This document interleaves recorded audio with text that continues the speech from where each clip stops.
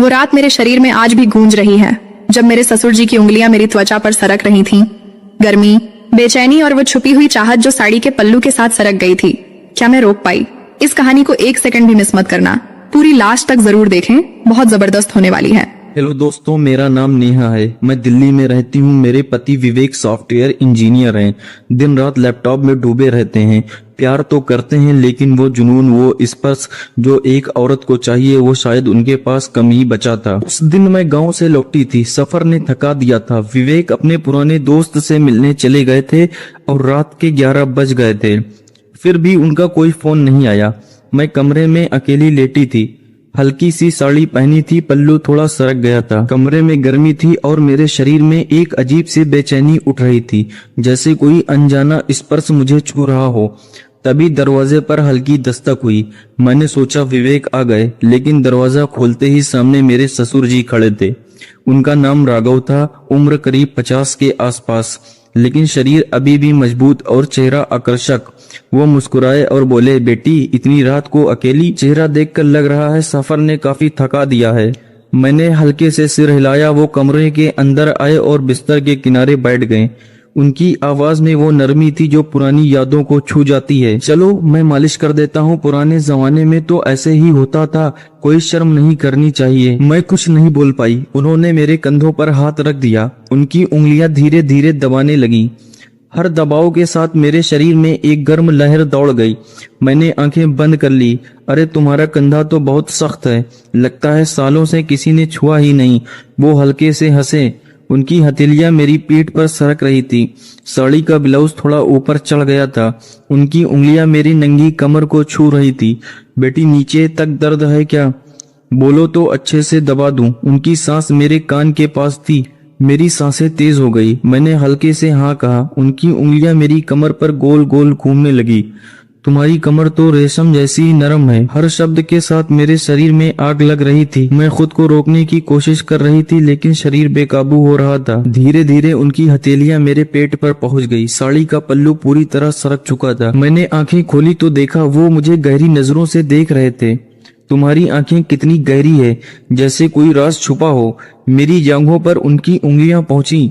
यहाँ दर्द है ना? चलो ठीक कर देते हैं।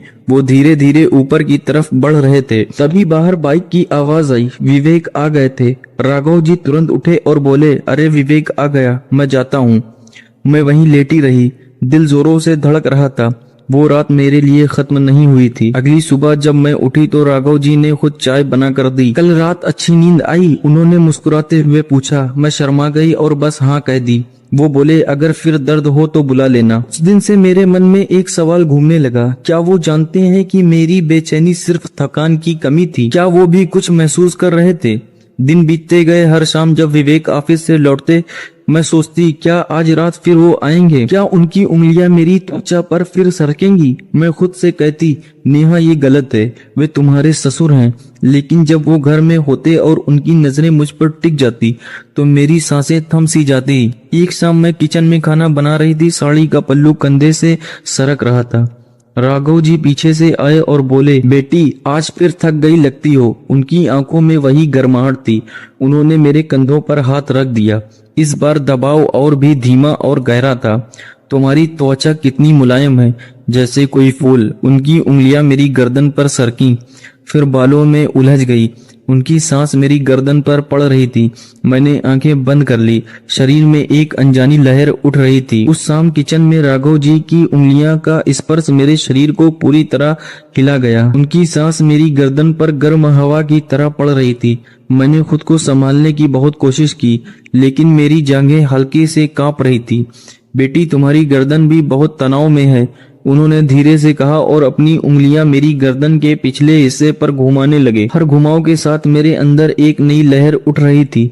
मैंने आंखें बंद रखी और महसूस कर रही थी। उनकी हथेलियां मेरी बाहों पर सरक गई, ऊपर से नीचे, फिर नीचे से ऊपर, जैसे कोई नरम लहर बन रही हो। तुम्हारे बाल कितने सुंदर हैं, जैसे रेशम की लहरें। उनकी आवाज में वो मिठास थी जो मुझे और बेचैन कर रही थी। मैंने हल्के से कहा, बस इतना काफी है, लेकिन मेरी आवाज में वो दम नहीं था। वो हल्के से हंसे और शर्मा क्यों रही हो, मैं तो बस तुम्हारी मदद कर रहा हूँ। आजकल की बहुएं इतना काम संभालती हैं, थकान तो लगती ही है। उनकी उंगलियां फिर मेरी कमर पर पहुंच गई। इस बार उन्होंने साड़ी के ब्लाउज के नीचे थोड़ा हाथ डाला। मेरी त्वचा पर उनकी गर्म हथेली का स्पर्श जैसे बिजली दौड़ गई। मैंने सांस रोकी। यहाँ दर्द है ना? उन्होंने पूछा और धीरे से दबाने लगे। मेरी सांसें तेज हो चुकी थी। किचन में हल्की सी गर्मी थी और उनकी क्लोजनेस मुझे पूरी तरह घेर रही थी। तभी बाहर से विवेक की बाइक की आवाज आई। मैंने झटके से खुद को अलग किया। राघव जी मुस्कुराते हुए पीछे हट गए। विवेक आ गया। मैं बाहर जाता हूँ। उस रात मैं सो नहीं पाई। बिस्तर पर करवटें बदलती रही। विवेक बगल में सो रहे थे, लेकिन मेरे मन में सिर्फ राघव जी की उंगलियां घूम रही थी। मैं खुद से पूछ रही थी, नेहा ये क्या हो रहा है? वो तुम्हारे ससुर हैं। लेकिन शरीर वो गर्माहट भूल नहीं पा रहा था। अगले दिन सुबह मैंने जानबूझकर थोड़ी अच्छी साड़ी पहनी, पल्लू को हल्का सा ढीला रखा। जब राघव जी नाश्ते के लिए आए तो उनकी नजरें मुझ पर अटक गई। बेटी, आज तुम बहुत खूबसूरत लग रही हो, उन्होंने कहा। उनकी आंखों में वो चमक साफ दिख रही थी। मैं शर्मा गई, लेकिन अंदर से एक अजीब सी खुशी थी। दिन भर घर के कामों में मैं उनकी नजरों का इंतजार करती रही। शाम को विवेक फिर देर से आने वाले थे। मैं बालकनी में खड़ी थी। राघव जी वहां आए और पीछे से बोले, फिर थकान लग रही है? इस बार मैंने कुछ नहीं कहा, बस हल्के से सिर हिला दिया। उन्होंने मेरे कंधों पर हाथ रख दिए। इस बार मालिश करने से ज्यादा धीमी गहरी थी। उनकी उंगलियां मेरी पीठ पर नाच रही थी। तुम्हारी त्वचा कितनी गर्म है, जैसे अंदर आग जल रही हो, उन्होंने कान में फुसफुसाया। मेरी सांसें भारी हो गई। उनकी हथेलियां मेरी कमर पर सरकी, फिर जांघों की तरफ। साड़ी का पल्लू फिर सरकने लगा। मैंने खुद को रोकने की कोशिश की, लेकिन शरीर मानने को तैयार नहीं था। उनकी उंगलियां मेरी जांघों के अंदरूनी हिस्से की तरफ बढ़ रही थी। बेटी, अगर तुम्हें अच्छा लग रहा है तो बोलो, मैं और अच्छे से कर सकता हूँ, मैंने कांपती आवाज में कहा। बस हो गया। लेकिन मेरी आंखें बंद थी और शरीर उनकी उंगलियों के स्पर्श का इंतजार कर रहा था। वो हल्के से हंसे और बोले, अभी तो शुरुआत है नेहा। उसके बाद कई दिन ऐसे ही बीते। हर मौके पर वो कोई न कोई बहाना बनाकर मेरे पास आ जाते। कभी चाय देते समय, कभी सामान रखने में मदद करते समय। उनकी नजरें अब मेरे शरीर पर खुलकर टिक जाती। मैं भी अब उनकी नजरों से बचने की कोशिश नहीं करती थी। एक दोपहर जब विवेक ऑफिस गए हुए थे, मैं कमरे में आराम कर रही थी। राघव जी आए और बोले, बेटी, आज पूरी मालिश कर दूं, थकान पूरी तरह उतार दूंगा। मैंने कुछ नहीं कहा, बस बिस्तर पर पलट गई। उनकी हथेलियां मेरी कंधों से शुरू हुई, फिर पीठ, कमर, जांघ तक। हर जगह वो धीरे धीरे दबा रहे थे। उनकी सांस मेरी गर्दन पर पड़ रही थी।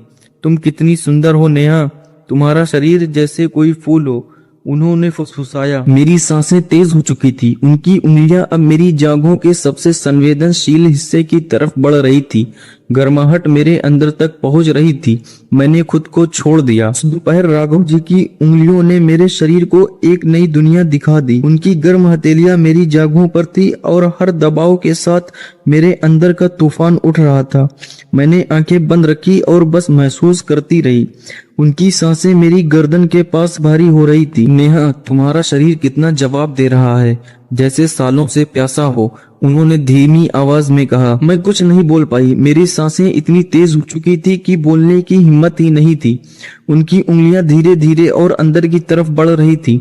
गर्माहट मेरे पूरे अस्तित्व में फैल रही थी। ठीक उसी पल विवेक का फोन बज उठा। राघव जी तुरंत पीछे हट गए। मैंने जल्दी से साड़ी संभाली और फोन उठाया। विवेक बता रहे थे कि आज भी देर से आएंगे। फोन रखते ही मेरी नजर राघव जी पर गई। वो मुस्कुरा रहे थे। बेटी, डर मत, हम दोनों ही जानते हैं कि क्या हो रहा है, उन्होंने कहा और कमरे से बाहर चले गए। उस दिन के बाद मेरी दिनचर्या बदल गई। मैं जानबूझकर ऐसी साड़ी चुनने लगी जो थोड़ी ढीली हो, पल्लू को हल्का सा सरकने वाली रखती। राघव जी भी हर मौके पर मेरे पास आने लगे। कभी किचन में पीछे से आकर कंधे दबाते, कभी बालकनी में खड़े होकर बातें करते हुए मेरी कमर छू जाते। एक शाम बारिश हो रही थी। विवेक ऑफिस में फंसे हुए थे। मैं छत पर कपड़े सुखा रही थी। राघव जी ऊपर आए। भीग जाओगी नेहा, कहते हुए उन्होंने अपना हाथ मेरे कंधे पर रख दिया। बारिश की बूंदें हम दोनों पर गिर रही थी। उनकी उंगलियां भीगकर मेरी त्वचा पर और नरम लग रही थी। तुम भीग रही हो, उन्होंने कहा और मुझे अपने करीब खींच लिया। उनकी छाती मेरी पीठ से सट गई। मैंने महसूस किया उनकी धड़कन कितनी तेज थी। उनकी हथेलियां मेरी कमर पर थी। बारिश के पानी के साथ उनकी उंगलियां मेरी त्वचा पर सरक रही थी। तुम्हारी साड़ी भीग गई है, बहुत सुंदर लग रही हो, उन्होंने कान में फुसफुसाया। मेरा शरीर पूरी तरह उनके स्पर्श में घुल रहा था। मैंने खुद को रोकने की कोशिश की, लेकिन बारिश, उनकी गर्मी और वो पल, सब कुछ अब मुझे खींच रहा था। उनकी उंगलियां मेरी जांघों पर पहुंच गई। साड़ी का कपड़ा भीगकर चिपक गया था। राघव जी, ये ठीक नहीं है, मैंने कांपती आवाज में कहा। क्या ठीक नहीं है बेटी? बस एक प्यार भरा स्पर्श, उन्होंने जवाब दिया और अपनी उंगलियां और धीरे से दबाने लगे। बारिश तेज हो गई। हम दोनों भीग चुके थे। उनकी सांसें मेरे बालों में घुल रही थी। मैंने आंखें बंद कर ली और उनके स्पर्श में खो गई। उस रात विवेक जब लौटे तो मैं पहले से सोने का नाटक कर रही थी, लेकिन नींद कहाँ थी। राघव जी की उंगलियों की याद बार बार आ रही थी। मैं सोच रही थी क्या मैं गलत रास्ते पर जा रही हूँ, लेकिन हर बार जब वो मेरे पास आते मेरा शरीर उन्हें रोक नहीं पाता था। अगले कुछ दिन और गहरे होते गए। राघव जी अब खुलकर मेरे करीब आने लगे थे। कभी कभी विवेक के सामने भी उनकी नजरें मुझे घूरती। विवेक को कुछ शक नहीं होता था, वो तो अपने काम में डूबे रहते थे। एक दोपहर घर में सिर्फ हम दोनों थे। मैं कमरे में किताब पढ़ रही थी। राघव जी आए और बिस्तर पर बैठ गए। आज कोई बहाना नहीं बेटी, पूरा आराम करा दूंगा, उन्होंने कहा। उन्होंने मुझे पलटाया और अपनी हथेली मेरी पीठ पर रख दी। इस बार कोई रुकावट नहीं थी। उनकी उंगलियां मेरी कमर, जांग और गर्दन हर जगह घूम रही थी। उनकी गर्मी मेरे अंदर तक पहुंच रही थी। तुम कितनी प्यासी हो नेहा, मैं जानता हूँ, उन्होंने धीरे से कहा। मैंने कुछ नहीं कहा, बस उनकी उंगलियों के साथ बहती गई। उस दोपहर राघव जी के स्पर्श ने मेरी सारी हदें तोड़ दी थी। उनकी उंगलियों मेरे शरीर की हर जगह को छू रही थी और मैं खुद को रोक नहीं पा रही थी। उनकी गर्म सांस मेरे कान के पास थी। नेहा, तुम्हें वो खुशी मिलेगी जो तुम्हें सालों से नहीं मिली। मैंने आंखें बंद रखी और उनके स्पर्श में पूरी तरह खो गई। उनकी हथेलियां मेरी जांघों के अंदरूनी हिस्से पर थी। धीरे धीरे दबाव बढ़ाते हुए वो गहराई तक पहुंच रहे थे। मेरी सांसें रुक कर चल रही थी। शरीर में एक अनजानी आग फैल रही थी। राघव जी बस, मैंने कांपती आवाज में कहा, लेकिन मेरी आवाज में कोई विरोध नहीं था। वो हल्के से हंसे।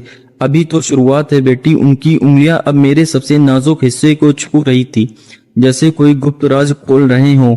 मैंने खुद को उनके हवाले कर दिया। गर्माहट का वो तूफान मुझे पूरी तरह नहला गया। उस दिन के बाद हम दोनों के बीच की दूरी पूरी तरह खत्म हो गई। राघव जी अब हर मौके पर मेरे पास आने लगे। विवेक जब ऑफिस होते तो घर में हम दोनों अकेले रहते। कभी किचन में, कभी कमरे में, कभी बालकनी में, हर जगह उनकी उंगलियां मेरी त्वचा पर नाचती। एक शाम विवेक फिर से देर से आने वाले थे। मैंने जानबूझकर हल्का सा मेकअप किया और साड़ी को और ढीला बांधा। राघव जी अब आए और उनकी आंखें चमक उठी। आज तो तुम किसी परी से कम नहीं लग रही, उन्होंने कहा और मुझे अपने करीब खींच लिया। उनकी हथेलियां मेरी पीठ पर थी। इस बार उन्होंने ब्लाउज के हुक खोल दिए। उनकी उंगलियां मेरी नंगी पीठ पर घूम रही थी। तुम्हारी त्वचा कितनी नरम है और गर्म है, जैसे आग और मक्खन का मेल, उन्होंने फुसफुसाया। मैं उनके सीने से सट गई। उनकी धड़कन मेरे सीने से टकरा रही थी। उनकी उंगलियां अब मेरी कमर के नीचे सरक रही थी। साड़ी का पल्लू गिर चुका था। हम दोनों बारिश की तरह एक दूसरे में घुल रहे थे। उनकी सांसें भारी हो चुकी थी। नेहा, तुम मेरी हो, उन्होंने कहा और मुझे बिस्तर पर लिटा दिया। उस पल मैंने सारी हदें भुला दी। उनकी उंगलियां और उनके स्पर्श, उनकी गर्माहट ने मुझे पूरी तरह अपना बना लिया। हम दोनों एक दूसरे में खो गए। उसके बाद के दिन और भी खतरनाक हो गए। मैं अब राघव जी का इंतजार करने लगी थी। विवेक के जाने के बाद घर में हम दोनों की अपनी दुनिया हो गई। कभी कभी वो मुझे किचन में पीछे से पकड़ लेते और मेरी गर्दन पर किस करते। कभी बिस्तर पर लिटाकर घंटों मालिश का बहाना करते हुए मुझे अपनी चाहत देते। लेकिन अंदर कहीं डर भी था। क्या विवेक को शक हो जाएगा? क्या कोई देख लेगा? लेकिन जब राघव जी मेरे पास होते तो सारे डर गायब हो जाते। एक दिन विवेक अचानक ऑफिस से जल्दी आ गए। हम दोनों कमरे में थे। राघव जी मेरे ऊपर झुके हुए थे। विवेक की आवाज सुनकर हम चौंक गए। मैंने जल्दी से साड़ी संभाली। राघव जी बाहर निकल गए। विवेक ने कुछ नहीं कहा, लेकिन उनकी नजरें थोड़ी शक भरी थी। उस रात मैं बहुत डरी हुई थी, लेकिन राघव जी ने मुझे आश्वासन दिया, चिंता मत करो, मैं सब संभाल लूंगा।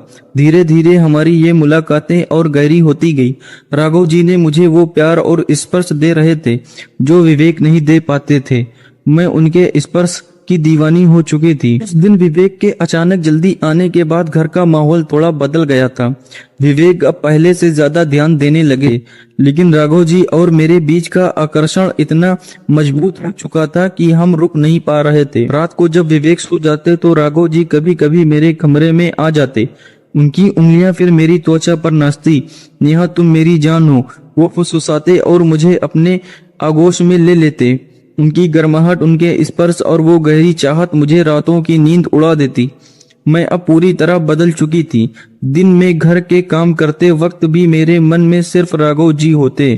उनकी नजरों का इंतजार, उनकी उंगलियों का स्पर्श, ये सब मेरी आदत बन चुका था। एक दोपहर विवेक ऑफिस गए हुए थे। राघव जी मुझे ले गए अपनी पुरानी अलमारी के पास।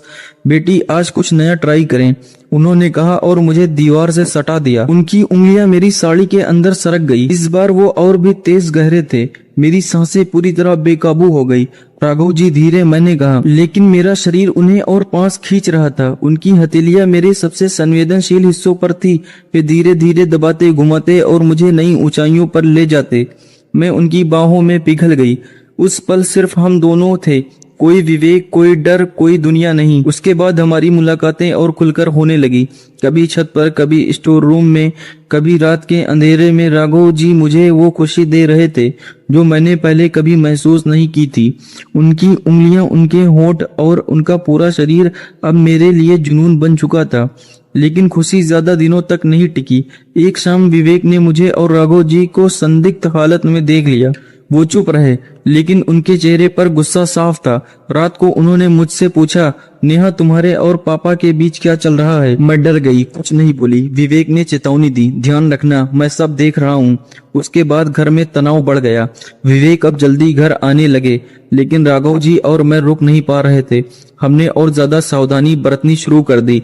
छोटे छोटे इशारे, छुपी मुलाकातें। एक रात जब विवेक सो रहे थे, राघव जी मेरे कमरे में आए। हम दोनों एक दूसरे में खो गए। उनकी उंगलियां मेरे शरीर पर नाच रही थी। नेहा तुम्हारे बिना मैं रह नहीं सकता, उन्होंने कहा। मैंने भी उन्हें पूरी तरह अपना बना लिया। लेकिन सुबह विवेक ने सब देख लिया। वो गुस्से में थे। ये क्या हो रहा है इस घर में, उन्होंने चिल्लाकर कहा। राघव जी चुप रहे। मैं रो पड़ी। विवेक ने फैसला किया कि वो अलग रहेंगे। अब सवाल था, क्या हमारी ये गुप्त चाहत घर तोड़ देगी या फिर हम कोई रास्ता निकाल पाएंगे? विवेक के गुस्से के बाद घर में सन्नाटा छा गया। उन्होंने राघव जी से साफ कह दिया, पापा अब बस भी करिए। राघव जी चुप रहे, लेकिन उनकी आंखों में दर्द था। मैं रोती रही। विवेक ने मुझे चेतावनी दी, नेहा अगर फिर कभी ऐसा हुआ तो मैं सब छोड़कर चला जाऊंगा। उसके बाद कई दिन तक राघव जी मुझसे दूर रहे, लेकिन दिल नहीं मानता था। उनकी याद, उनके स्पर्श की याद मुझे रातों को जगाए रखती। मैं सोचती क्या मैंने गलत किया, लेकिन जब वो पास से गुजरते और उनकी नजरें मुझ पर पड़ती तो सारा शरीर फिर से गर्म हो जाता। एक शाम विवेक फिर ऑफिस गए। मैं अकेली कमरे में थी। राघव जी धीरे से आए। नेहा मैं तुम्हें छोड़ नहीं सकता, उन्होंने कहा और मुझे गले लगा लिया। उनकी गर्म बाहों में मैं पिघल गई। उनकी उंगलियां मेरी पीठ पर, कमर पर और जांग पर घूमने लगी। इस बार स्पर्श में दर्द और प्यार दोनों थे। तुम मेरी हो, उन्होंने फुसफुसाया। मैंने भी उन्हें कसकर पकड़ लिया। हम दोनों एक दूसरे में खो गए। उनकी उंगलियां फिर मेरी त्वचा पर नाच रही थी। गर्माहट, चाहत और वो गुप्त जुनून, सब कुछ फिर जाग उठा। उस पल हमने सारी दुनिया भुला दी, लेकिन ये आखिरी बार था। अगले दिन विवेक ने फैसला सुना दिया। उन्होंने अलग रहने का प्लान बना लिया। राघव जी को गांव भेजने की बात की। मैं चुप रही, अंदर से टूट चुकी थी। राघव जी जाते वक्त मेरे पास आए। नेहा जो हुआ वो हमारे दिलों में रहेगा, लेकिन अब रुकना पड़ेगा, उन्होंने कहा। उनकी आंखों में आंसू थे। उन्होंने आखिरी बार मेरे कंधे छुए और चले गए। विवेक के साथ मेरी जिंदगी फिर पटरी पर आने लगी, लेकिन वो गर्म रातें, वो स्पर्श और वो चाहत कभी नहीं भूली। मैं बदल गई थी। अब मैं विवेक को ज्यादा समय देने लगी। धीरे धीरे हमारा रिश्ता फिर से मजबूत हुआ। राघव जी गांव चले गए और कभी कभी फोन पर बात होती, बस हल्की फुल्की। वो अब दूर थे, लेकिन उनकी याद अभी भी मेरे शरीर में गूंजती थी। दोस्तों, जिंदगी में कभी कभी चाहत हमें गलत रास्ते पर ले जाती है, लेकिन सच्चाई ये है कि परिवार, इज्जत और वफादारी सबसे ऊपर होती है। मैंने अपनी गलती समझ ली और आगे बढ़ गई। दोस्तों, ये कहानी आपको कैसी लगी कमेंट्स में जरूर बताएं। अगर ये कहानी आपको पसंद आई हो तो वीडियो को लाइक कर दें, चैनल को सब्सक्राइब कर दें। आपकी एक लाइक और कमेंट हमें और अच्छी कहानियां लाने की हिम्मत देता है। धन्यवाद दोस्तों पूरी कहानी सुनने के लिए। मिलते हैं अगली कहानी में। Take care.